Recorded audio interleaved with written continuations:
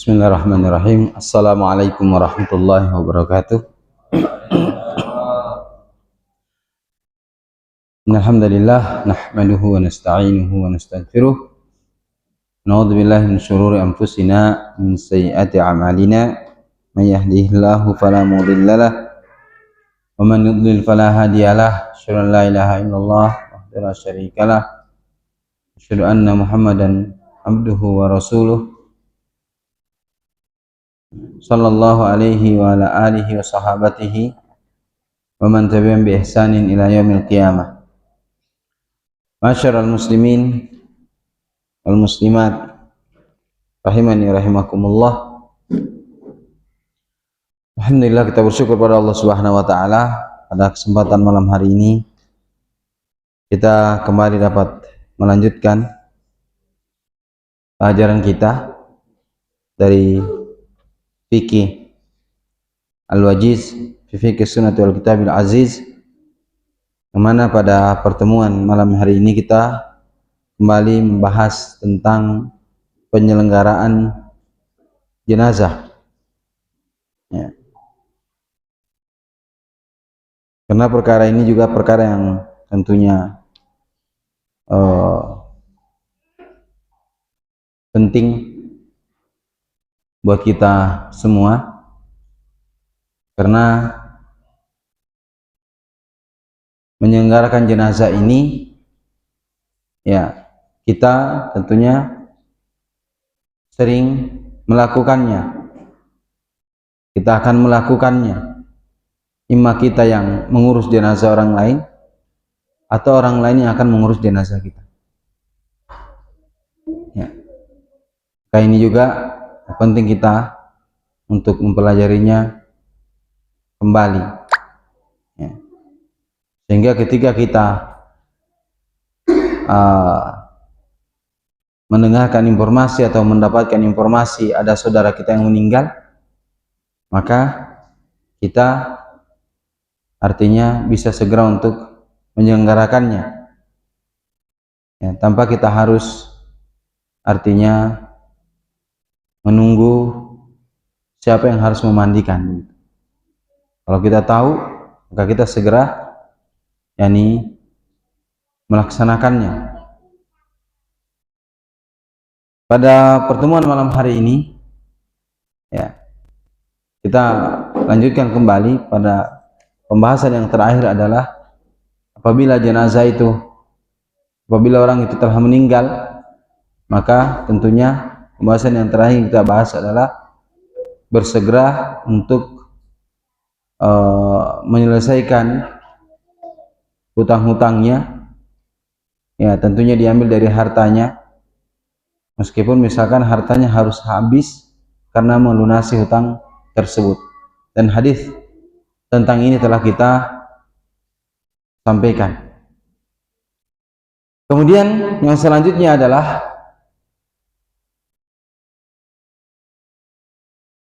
hal-hal yang boleh dilakukan bagi orang yang melayat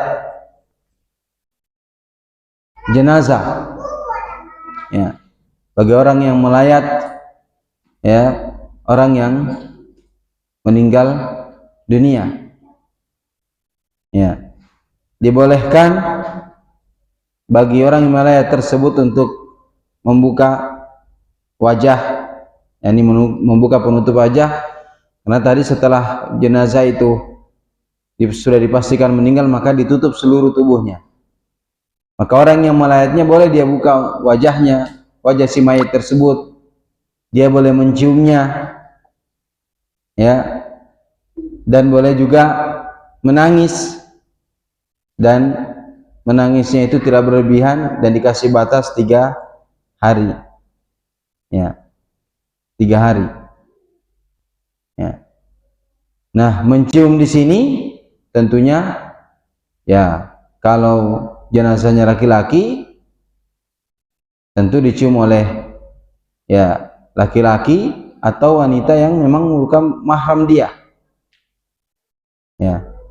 Demikian sebaliknya kalau jenazahnya perempuan, tentu yang menciuminya adalah perempuan atau laki-laki yang merupakan mahram dia. Ya. Jadi tidak asal semuanya menciumi wajah si mayat tersebut, mau laki-laki ataupun perempuan, sementara dia bukan mahram dari mayat tersebut. Ya. Sebagaimana hal ini diriwayatkan dari Aisyah, anna Nabi sallallahu alaihi wasallam dakhala ala Utsman bin Maz'un wa huwa mayyit. Nabi sallallahu alaihi wasallam masuk kepada Utsman bin Maz'un radhiyallahu anhu sementara dia telah menjadi mayat. Fakashafan wajhihi. Ya.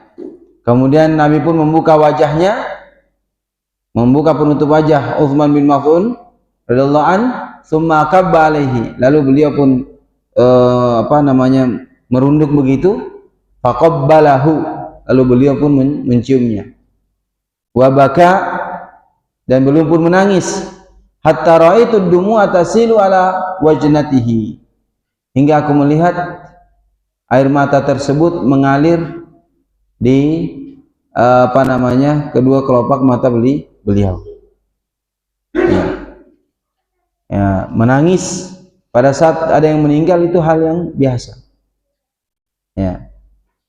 Nabi SAW juga menangis ya ketika ada sahabatnya yang meninggal dunia.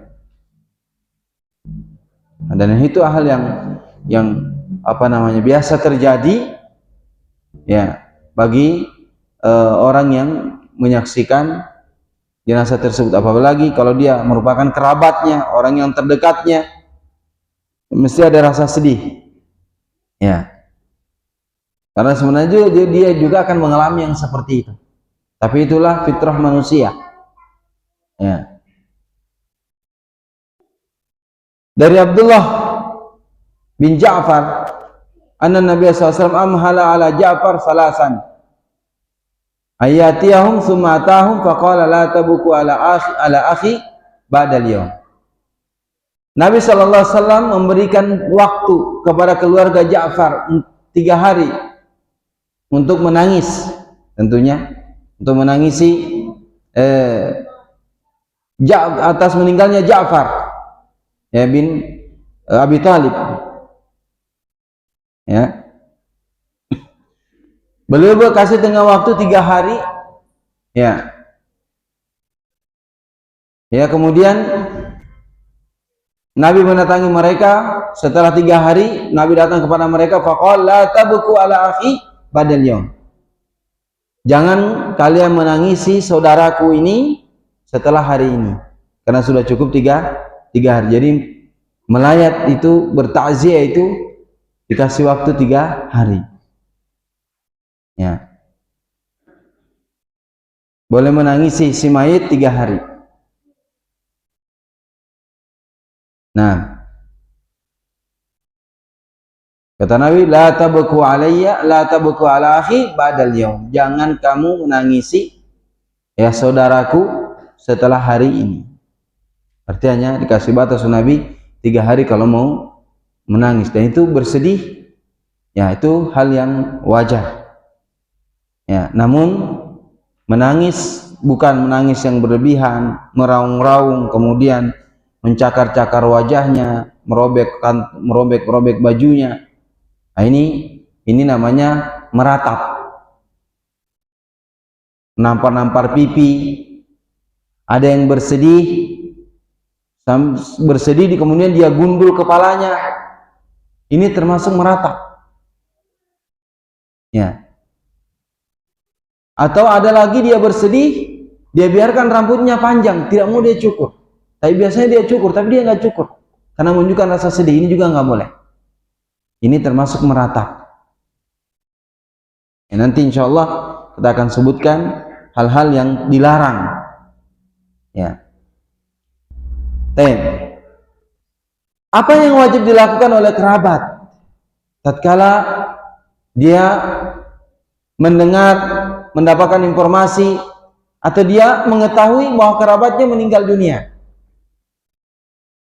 Maka ada dua perkara yang dilakukan oleh kerabat yang meninggal tersebut.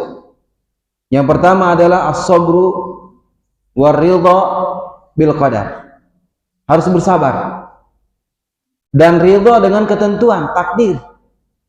Ya, kita semua akan mengalami itu. Maka harus bersabar. Kadang-kadang tidak bersabar. Ya, sampai ya artinya seakan-akan dia menolak takdir. Kenapa dia dulu yang mati? Kenapa bukan saya yang mati? Ya, seakan-akan tidak ridha dengan kematian kerabatnya. Maka harus bersabar. Kemudian ridha dengan ketentuan Allah Subhanahu wa taala. Ya.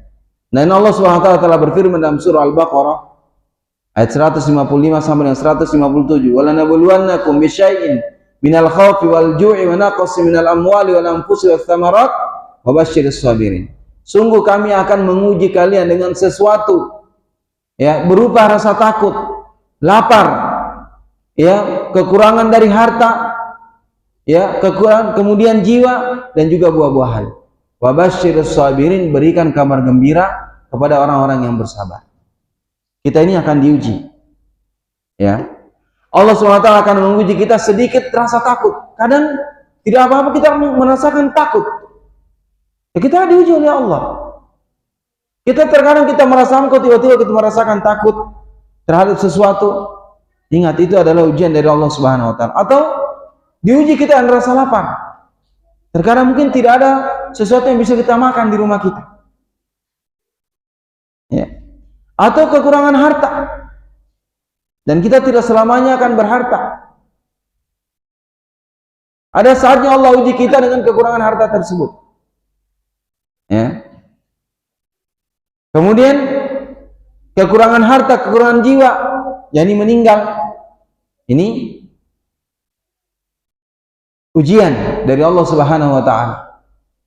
Kekurangan dari buah-buahan, ini ujian dari Allah Subhanahu wa taala. Ubasyiris sabirin, dan berikan kabar gembira bagi mereka yang bersabar. Terkadang buah dari hasil dari kebun kita berkurang. Bahkan mungkin tidak menghasilkan buah. Itulah ujian. Dan kita harus bersabar dengan itu. Alladzina idza asabatuhum musibah, yaitu orang-orang apabila mereka ditimpa musibah, qalu, mereka mengatakan inna lillahi wa inna ilaihi raji'un. Tidak ada ucapan mereka kecuali ucapan inna lillahi wa inna ilaihi raji'un. Ulaika alaihim salawatu min rabbihim, dan bagi mereka lah pujian dari Rabb mereka dan juga rahmat. Ulaika humul muhtadun, dan mereka itulah orang-orang yang mendapatkan petunjuk. Di antara ciri orang yang dia mendapatkan petunjuk, tatkala dia mendapatkan musibah, dia mengucapkan inna lillahi wa inna ilaihi raji'un. Ya. Dan tambahan yang lain, Allahumma ajurni fi musibati wa akhlufni khairam minhum. Ya Allah, berikanlah pahala terhadap musibah yang menimpaku dan gantikan yang lebih baik darinya. Ya.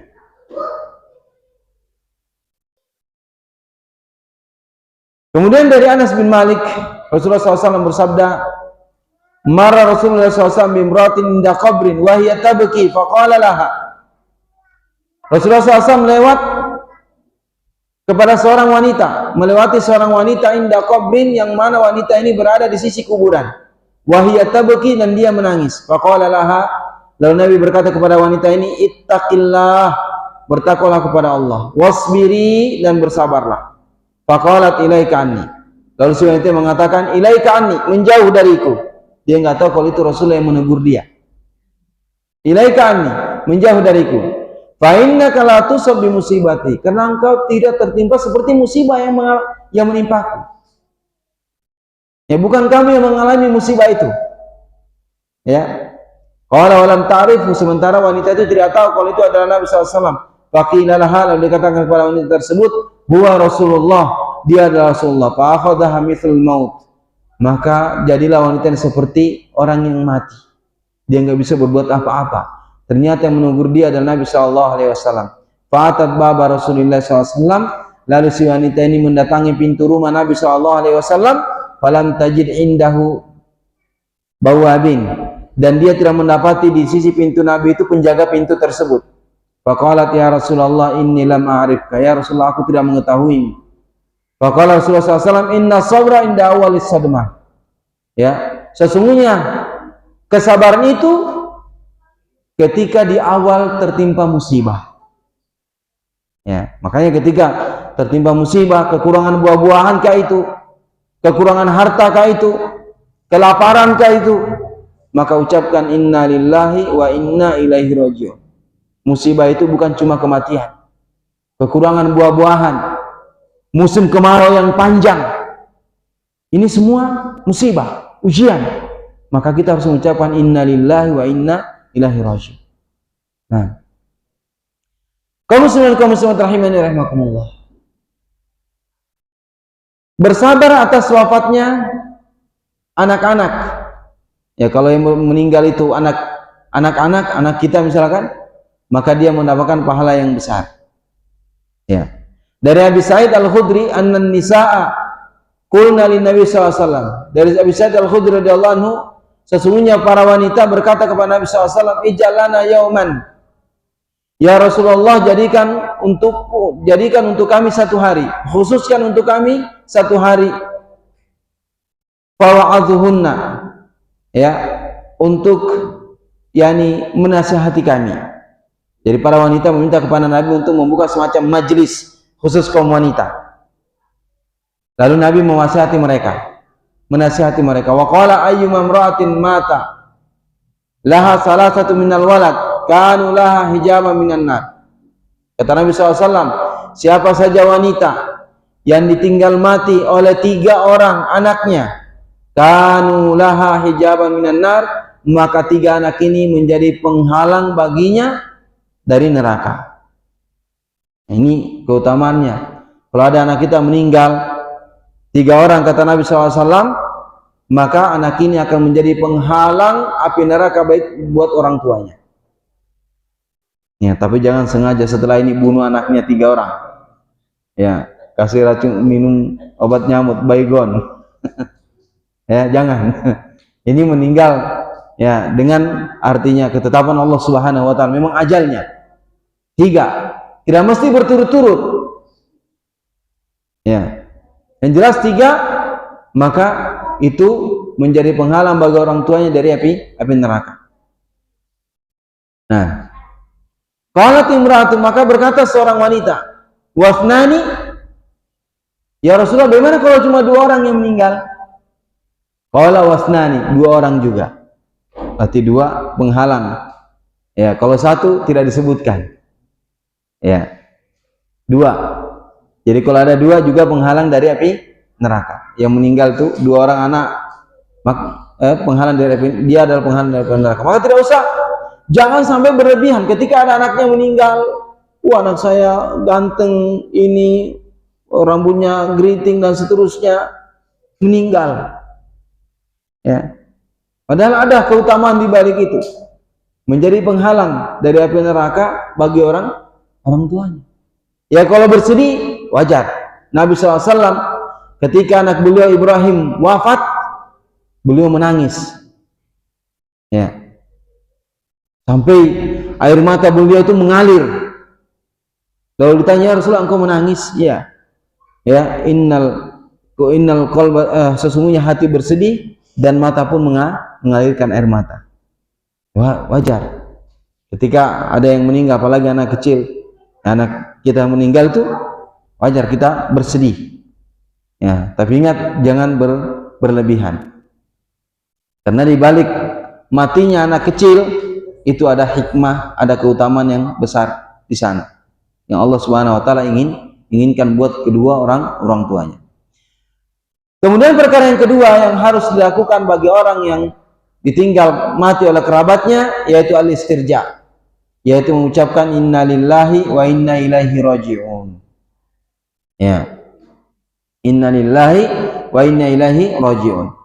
Kemudian dia menambah, Allahumma ajurni fi musibati wakhluf li khairam minha. Ya, ya Allah, berikanlah pahala atas musibah yang menimpaku dan gantikan yang lebih baik darinya. Ya, gantikan lebih baik darinya. Nah, kalau istrinya yang meninggal, dia berdoa, ya Allah, ya berikan pahala terhadap musibahku dan gantikan lebih baik dari dia. Itu tergantung niat antum, gantikan yang lebih cantik gitu. Ya, atau mungkin ibu-ibu yang suaminya meninggal gitu, gantikan lebih baik. Dan itu pernah Ummu Salamah ya, ketika Abu Salamah meninggal, dia berdoa kepada Allah, ya Allah, gantikan yang lebih baik dari dia. Ternyata penggantinya memang betul lebih baik, Rasulullah SAW. Ya. Nah, dari Ummu Salamah, ini yang kita sudah sebutkan tadi ya, ini hadis tentang Ummu Salamah, ma min muslimin tusibuhu musibah, tidaklah seorang muslim apabila yang dia tertimpa musibah, fayaqulu, lalu dia mengatakan apa yang Allah perintahkan, inna lillahi wa inna ilaihi rajiun, dia mengucapkan inna lillahi wa inna ilaihi rajiun, lalu dia menambah Allahumma ajurni fi musibati wa akhluf li khairan minha illa akhlafallahu lahu khairan minha, melainkan Allah akan menggantikan yang lebih baik dari itu. Apa yang lebih baik dari itu? Surga. Ya, Allah akan gantikan lebih baik dari di dunia. Mungkin ada yang Allah gantikan yang lebih baik di dunia ini, namun pengganti yang lebih baik itu adalah surga Allah Subhanahu wa Ta'ala. Makanya di sini keutamanya orang bersabar ketika tertimpa musibah. Ya. Qalat falamma mata Abu Salamah, tatkala Abu Salamah meninggal dunia, qultu ayyul muslim khair, muslim manakah yang paling baik, min Abi Salamah, yang paling baik daripada Abu Salamah. Awalu baitin hajarul Rasulullah SAW, rumah yang pertama kali hijrah kepada Rasulullah SAW, summa inni qultuha, dan aku mengucapkan demikian, kata Ummu Salamah, fa akhlafallahu li Rasulullah, maka Allah pun menggantikan untukku Rasulullah SAW. Ya. Nah, karena kaum muslimin, ya, kalau seorang itu soleh di dunia, seorang suami istrinya soleha di dunia, atau seorang istri, seorang wanita yang suaminya soleh di dunia, nanti itu akan menjadi istrinya juga atau suami juga ketika di dalam surga. Ya.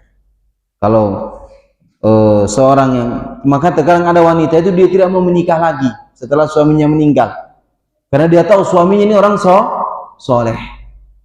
Dia kepengen suaminya ini, suaminya di dunia juga suaminya di akhirat. Ya. Karena kalau di dunia suaminya orang soleh, kemudian suaminya meninggal, kalau dia menikah lagi ya akan menjadi suaminya nanti ya, suaminya setelah suaminya meninggal. Ya, yang terkadang ada wanita dia nggak mau lagi nikah kalau suaminya meninggal. Ya, dia kepengen suaminya di dunia menjadi suami dia dalam surga. Ya. Nah, ma yahrum alal aqarib, hal-hal yang diharamkan bagi kerabat yang ditinggal mati oleh kerabatnya. Pertama, an-niyaha. Nah, ini meratap. Ya. Meratap. Apa meratap itu? Dari Abi Malik Al-Asy'ari, sesungguhnya Nabi SAW bersabda, arba'un fi ummati min umuril jahiliyah, ada 4 perkara pada umatku ini termasuk perkara-perkara jahiliyah, la yatrukunahunna, yang mereka tidak meninggalkannya. Ya, ada 4 perkara kata Rasulullah termasuk perkara jahiliyah yang umatku tidak meninggalkan 4 ini. Pertama, al-fakhru bil ahsab, bangga dengan nasab. Ya, bangga dengan kedudukannya. Ya. Wa'tanu fil ansab, mencela nasab. Nah, ini enggak boleh kaum muslimin. Ya, bangga dengan kedudukan. Wa'tanu fil ansab, mencela atau menjelek-jelekan nasab. keturunan. Dia menjelek-jelekan nasabnya. Ini nasab jelek, nasab macam-macam lah. Ini nggak boleh. Ini termasuk perbuatan orang jahiliyah.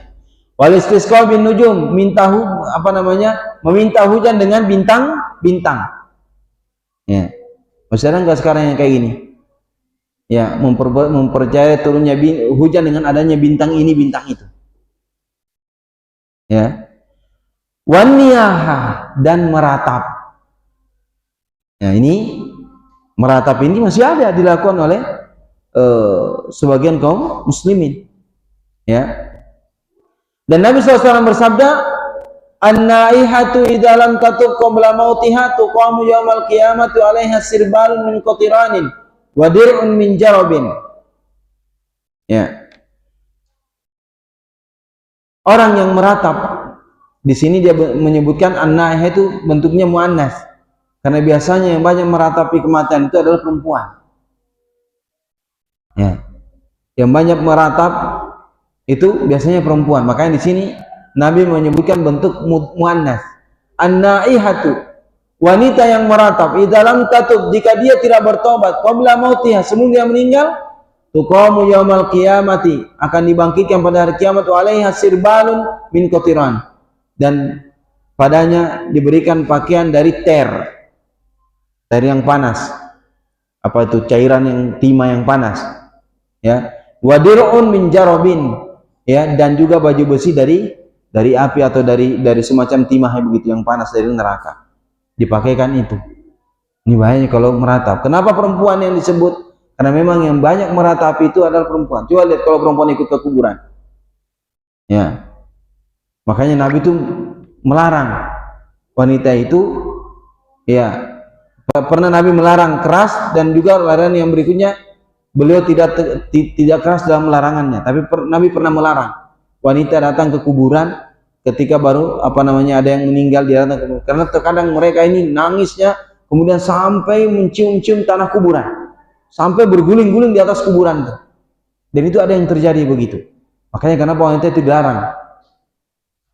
Ya, nanti mudah-mudahan ada hadis yang menjelaskan tentang itu, kita akan bacakan.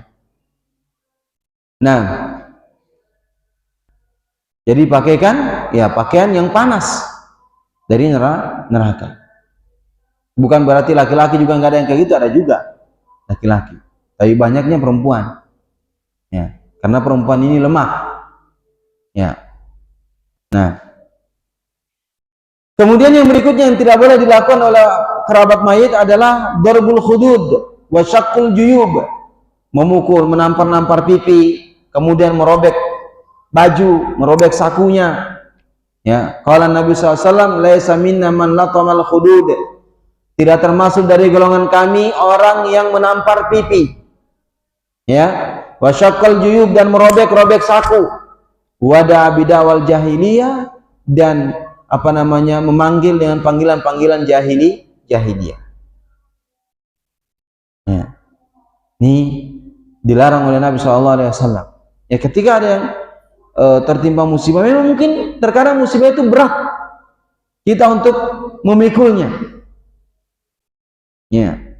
Namun di sanalah kesabaran. Jangan sampai meninggal itu sampai dia nampar pipi. Ini sebenarnya termasuk bagian dari meratap. Jadi dia nampar-nampar pipi, merobek bajunya, mencakar, ada yang mencakar-cakar cakarnya atau ditarik-tariknya rambutnya gitu, seperti dia nggak ridho dengan ketetapan Allah Subhanahu wa Ta'ala. Ini yang kedua dan ketiga. Ya, yang berikutnya adalah halqus sya'ar. Ya, mencukur habis rambut. Ya. Bukan berarti tidak boleh mencukur habis rambut, boleh. Namun kalau mencukur habis rambut itu karena ada yang meninggal, karena menunjukkan rasa sedih atas meninggalnya seseorang, maka ini dilarang. Ya. Berdasarkan dari hadis Abi Burdah ibn Abi Musa radhiyallahu anhu qala, waji Abu Musa waja'an kagushi alaih. Abu Musa merasakan sakit yang betul-betul sakit. Kagushi alaih, lalu beliau pun pingsan. Ya. Warasu fi hijri imra'atin min ahli, sementara kepala beliau sedang berada di pangkuan salah seorang wanita dari keluarganya. Fasahat imra'atun min ahli, maka seorang wanita dari keluarganya berteriak. Falam yastati an yarudda 'alaiha syai'an, dia tidak bisa mengembalikan sesuatu. Falamma faqa qala ana bari'un mimma bari'a min Rasulullah sallallahu alaihi wasallam. Si wanita ini berteriak, ya, berteriak keras. Ya. Kemudian Abu Musa sadar. Lalu apa kata Abu Musa? Saya berlepas diri dari apa yang Rasulullah SAW berlepas diri darinya. Fa inna Rasulullah SAW bari'un minas saliqati wal haliqati wasyaqqah. Ya, sesungguhnya Rasulullah SAW berlepas diri dari as-saliqah. Ini mungkin saliqah yakni apa namanya, yang dia berteriak-teriak. Wal haliqah, ya, apa namanya, yang mencukur rambutnya. Wasyaqqah, yang merobek-robek bajunya. Ini dilarang bila Rasulullah SAW berlepas diri darinya. Bukan berarti tidak boleh mencukur rambut sampai habis, boleh.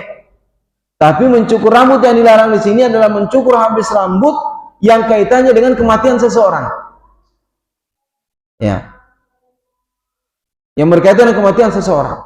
Untuk menunjukkan rasa sedih dia cukur rambutnya. Padahal kalau tidak bersedih dia nggak cukur rambutnya. Maka ini yang dilarang. Ya, ini yang dilarang oleh Nabi SAW. Kemudian yang berikutnya yang dilarang adalah nasrus sya'ri, menjulurkan rambut, yakni membiarkan rambut. Kalau tadi kan mencukur. Ya, kalau ini dia biarkan rambutnya. Ya. Berdasarkan hadis seorang wanita dari wanita yang dibaiat, ya, dia berkata kana fi ma akhadha alaina Rasulullah SAW. Berkata seorang wanita yang dia telah dibaiat oleh Nabi SAW, kana fi ma akhadha alaina Rasulullah SAW fil ma'rufi allati akhadha alaina alla nu'siyahu fi. Di antara yang perjanjian yang ambil dari kami, ya, yang Rasulullah SAW ambil dari kami dalam hal yang baik, ya, alla na'siyahu fi, kami tidak boleh bermaksiat kepada Rasulullah SAW. Ini isi baiatnya. Wa alla nahmusa wajhan, ya, kami apa namanya tidak mencakar wajah. Wa alla nadwa biwail, kami tidak berdoa dengan kebinasaan, kecelakaan. Wala nasuka jaiban, dan kami tidak boleh merobek baju atau saku baju. Wala nansura sya'ran, dan agar kami tidak membiarkan menjulurkan rambut. Ini maksud menjulurkan rambut tatkala, ya, membiarkan rambutnya tatkala dia tertimpa musibah. Ya, ini yang dilarang oleh Nabi SAW. Nah, inilah perkara-perkara yang dilarang oleh Nabi SAW. Ya. Lalu apa yang wajib dilakukan bagi mayit? Ya, setelah dia dipastikan meninggal, maka yajibu lil mayyiti ala man hadarahu min ahlihi wa ghairihim arba'atu umur. Ada 4 perkara yang wajib ditunaikan bagi si mayit, bagi orang yang menghadirinya dari keluarganya ataupun selain mereka. Yang pertama, ghusluhu, memandikannya, wa takfinuhu, mengkafankannya, wassalatu alaihi, mensolatkannya, wa dafnuhu, dan menguburkannya. Ini 4 wajib dilakukan. Ya, tidak boleh dibiarkan mayat itu tidak ada yang mengurus. Jika di suatu daerah ada mayat tidak diurus, maka satu daerah itu berdosa, akan diminta tanggung jawab oleh Allah nanti pada hari kiamat. Ya, diminta tanggung jawab oleh Allah nanti pada hari kiamat. Makanya kenapa pentingnya kita belajar yang seperti ini, ya, agar kita nanti ketika ada kerabat kita yang meninggal, kita tidak gugup lagi, kita tidak perlu menunggu sebulan dan bulan, kita sudah bisa mengurusnya. Ya, maka wajib, ya, kalau nggak ada yang mengurusnya di daerah tersebut, maka semua orang yang ada di daerah itu, kampung itu berdosa semuanya. Ya, makanya antum tidak usah takut. Misalkan kamu nggak ikut pengajian ini, nanti nggak ada Tidak ada yang akan mengurus jenazahmu. Bilang begitu dia berdosa. Dia berdosa dia. Ya. Kamu kalau masih ikut mengajian ini, saya tidak akan menyolati. Enggak usah, biar yang lain nyolatin. Ya, justru berdosa kalau dia ada satu daerah di situ dia tidak mau mengurus jenazah, maka semuanya yang ada di situ berdosa semuanya. Mau laki-laki perempuan berdosa semuanya. Ya. Tanggung jawab nanti di hadapan Allah Subhanahu wa taala. Ya. Maka di situ ya wajib untuk dimandikan, dikafankan, disolatkan, kemudian dikuburkan. Ya. Adapun memandikan ini, Nabi SAW memerintahkan ya tentang tentang seorang yang meninggal ketika ihram, yang mana dia terjatuh atau dijatuhkan oleh untanya. Iksilu bimain wasidrin, mandikan dia dengan air dan bidara. Ya, mandikan dia dengan air dan bidara. Dalam riwayat yang lain Nabi SAW bersabda, iksilnaha salasan wa khamsan wa sab'an, mandikanlah dia, ini anak Rasulullah SAW ketika meninggal, mandikanlah dia 3 kali atau 4 atau 5 kali atau 7 kali. Makanya kalau kita memandikan mayat itu ya ganjil, 3 atau 5 atau 7 sampai kita lihat sudah cukup. Ya, 3 kali kok surat bersih 3 kali, 3 kali. Ya, 3 kali. Yang jelas 3 kali.